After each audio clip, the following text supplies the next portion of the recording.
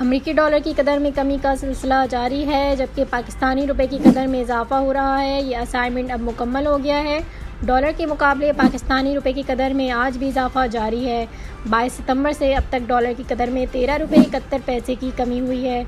22 सितंबर को डॉलर की कीमत 239 रुपये 71 पैसे थी। डॉलर की कदर में कमी से पाकिस्तान पर कर्जों के बोझ में 1700 अरब रुपए की कमी हुई है। दूसरी जानिब ओपन मार्केट में डॉलर 75 पैसे सस्ता होकर 229 रुपये 25 पैसे का हो गया है। आज पाकिस्तान स्टॉक एक्सचेंज में कारोबार का मुस्बत रुझान है। Pakistan stock exchange 100 index 322 points के इजाफे के बाद 41,534 पर आ गया।